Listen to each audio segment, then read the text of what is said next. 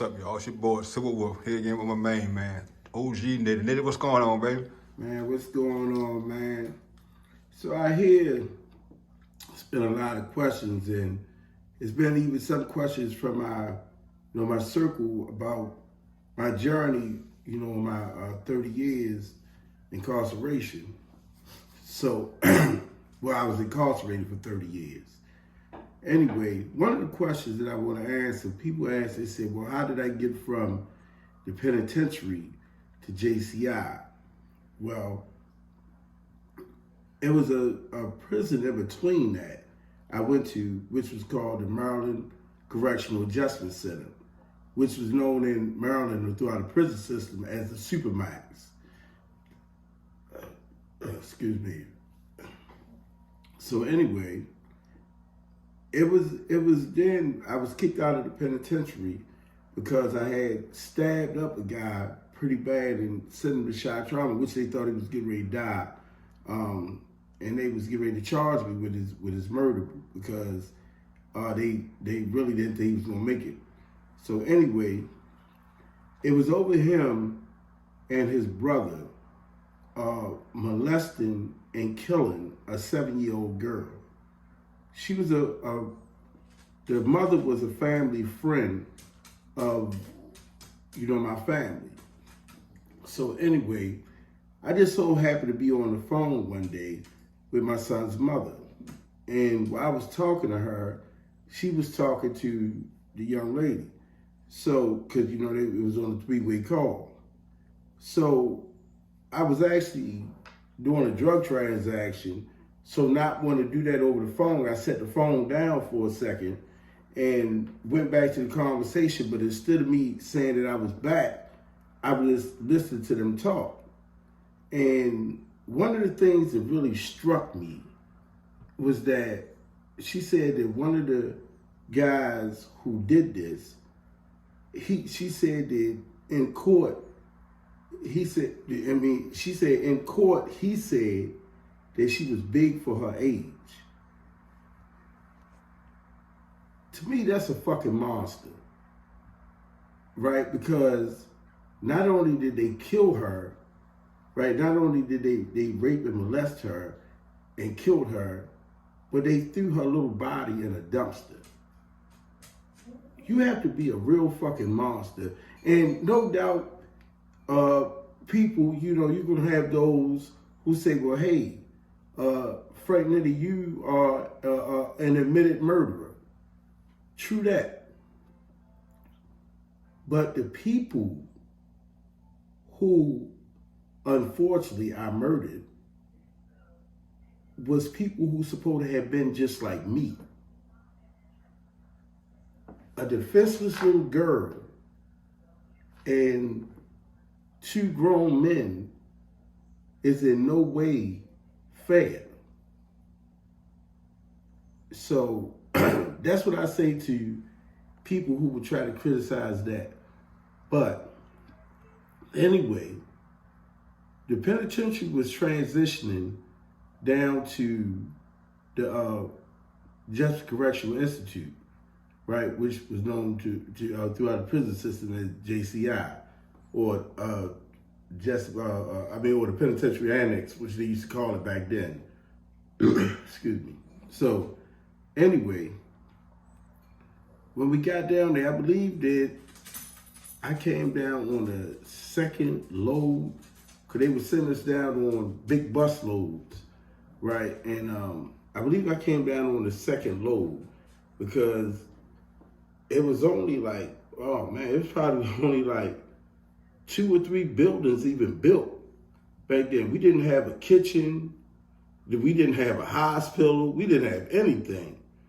And only thing we had was a building with cells and tiers, and it was so like, I guess you could say third world country almost, because our food used to have to come from the Maryland House of Correction. And they used to put them in these yellow bellies, right? For people who've been in prison, you know what a yellow belly is. It's like a big cart, and then you put these silver pans in there, and then you pour your food in like that, the bulk of the food be in these things. And that's supposed to keep them hot, until they can actually give them to y'all on trays or on styrofoam trays. So anyway, it was so barbaric down there because the police was so scared of guys back then. It was like, because you had guys who had accepted the fact that they was going to die in prison. That, I can tell you through experience, is a very, very dangerous environment.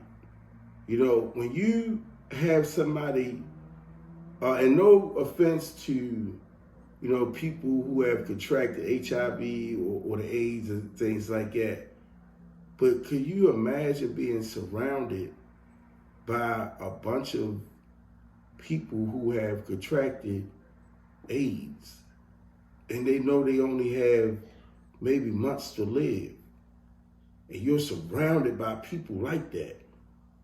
They already accepted death. That's how it was back then. These people had already accepted death. I'm talking about where I myself have went on one-way missions where I knew I was going to get caught. I knew I was going to get time for it.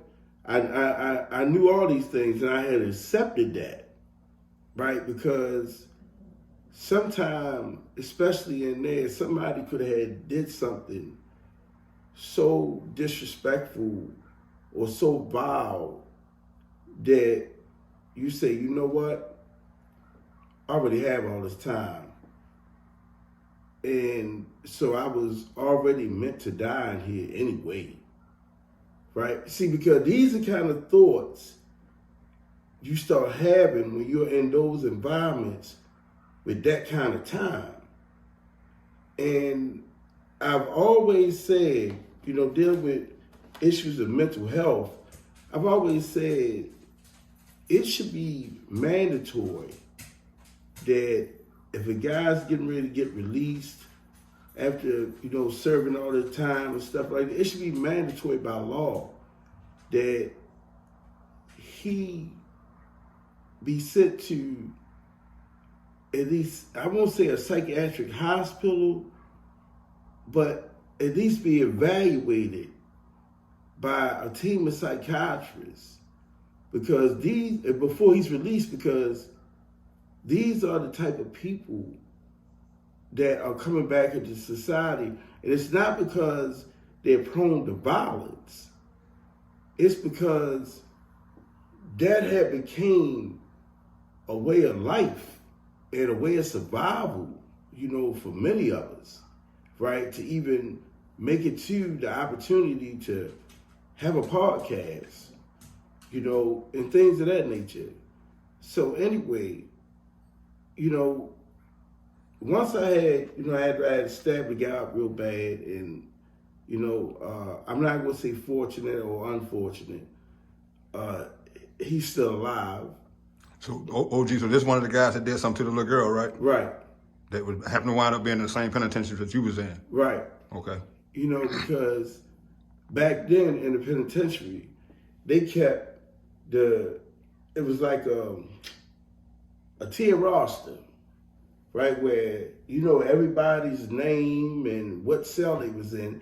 You go right to the sergeant booth and look on there and see where they was at, because the penitentiary, I believe, as I mentioned in one of my recent episodes, it was a free fall.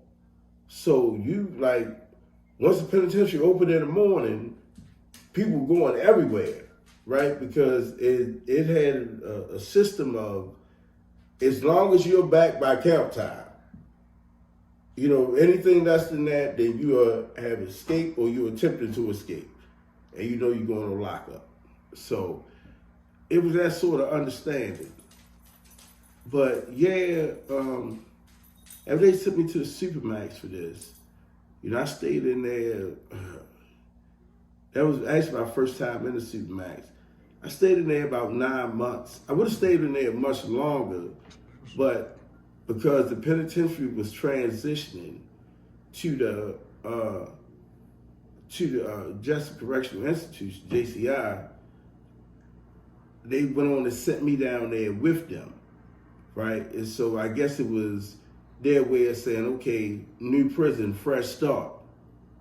Cool. But you had, like I said, it was so barbaric down there because, like I said, when the food used to come, it used to come on this kind of a box truck. And come on the box truck, and what happened was this. It was that they would unload all this stuff into the lobby. All these like yellow bellies, and this is the food for the whole building, right? And guys on the tier kind of selected who was going to go out there and get our share of the food.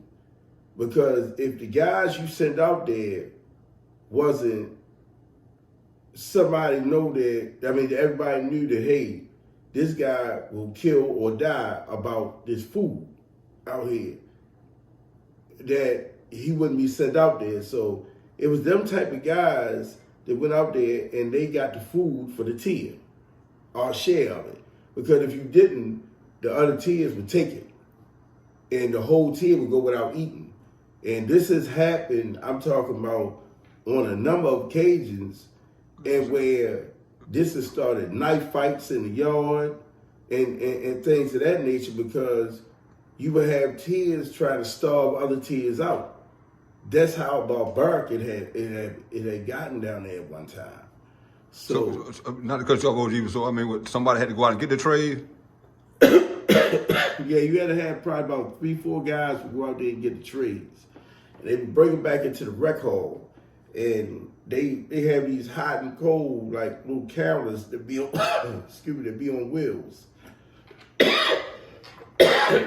So in other words, if you send 5 suckers out there, they gonna get the food truck. Y'all won't eat that day? Won't eat. Because only those 5 guys can come off that tier. Police ain't gonna let nobody else come up off that tier. Right? So they say, hey, these are the guys we selected. So it was a thing, man, where I said it was really this barbaric all the time, because when they would put it up on these hot and cold carts, right? Then, like, if you was a sucker, you really had, you had a hard time, man. It was hard for you to actually eat, because it got to the point that once you coming through the little line, and depending on what they had on the tray, somebody might just walk up and take what they call your main course off your tray. And in that instant, you, from that point on, was defined as a man or a bitch. Because if you didn't immediately try to harm him physically as much as you could, or you walked away and said, hey, man, I ain't want this and that, the wolves was definitely coming. Because they seen it and they said, hey, he ain't willing to stand up for even his food. So that was one of the reasons why they took clothes, out of the system. And, we had to all start wearing state clothes. Because back when we had clothes, if somebody felt like you was looking too good and they didn't like that, then guys most likely was coming to rob you for your stuff, right? And like I said, and in that moment, you were defined as who you were. Now, when I was down JCI, back then, Baltimore guys wasn't really known for wearing a lot of polo stuff. Right, that was mainly a DC and PG County thing, right? So, but an old and dear friend of mine by the name of Carl Lockley, really kind of turned me on to polo, right? So, in the course of me, wearing this stuff, it started really liking this brand and everything. I was still in prison. I was wearing this stuff, right? And I was kind of still looked like I was still on the streets.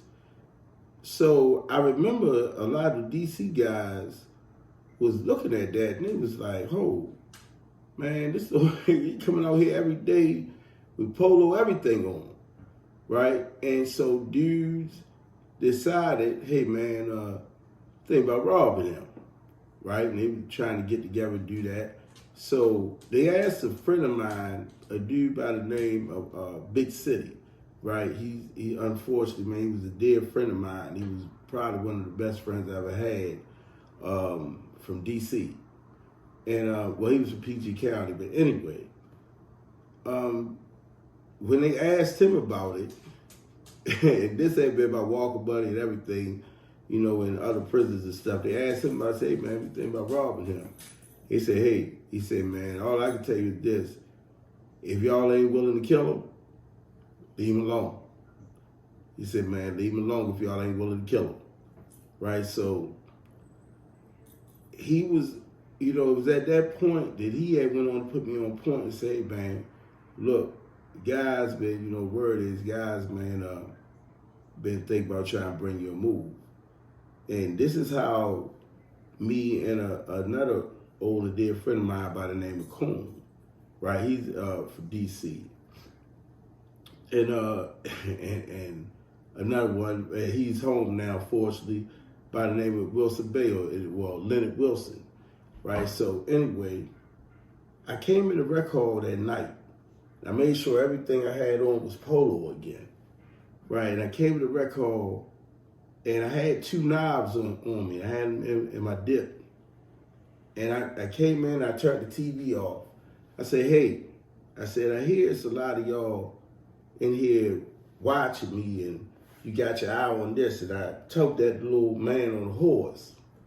I said, I hear it's a lot of y'all in here will have your eye on it.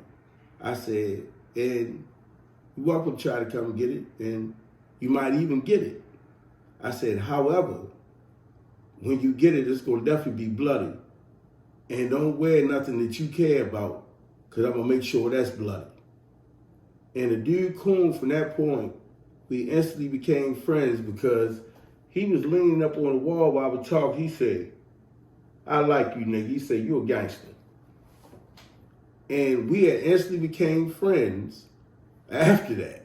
You know, it was like we had a connection, and then the dude, Leonard Wilson, you know, we instantly had a connection from that because it was like men seeing another man.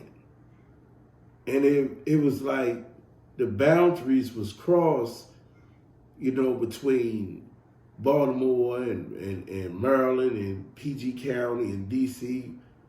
Boundaries was actually crossed then, right? And only thing mattered was that I was a man, and I let it be known, and you're not taking nothing from me without taking it off my bloody body, right? So it was that type of environment, you know, back then. And what was wild back then, it was that the bigger your name was, the more you got tried.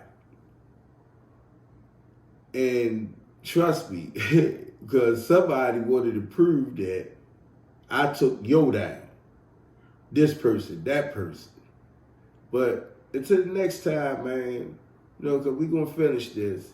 But until the next time, man, y'all be good out there. And please, man, share it with a friend. You know, tell them to subscribe to the channel. If you're just looking at it now, hit the like button, subscribe to the channel. You know, until next time, peace. You got a cash app, anything you gonna give them to OJ? Yeah, man. All blessed donations, man. Have a cash app of it's capital OHTF 20, the number 20. Again, capital OHTF. Thank you. Peace. Silver Wolf TV, y'all. Thanks for watching. God bless. Remember, hit that subscribe button, like the channel, share the video. Peace.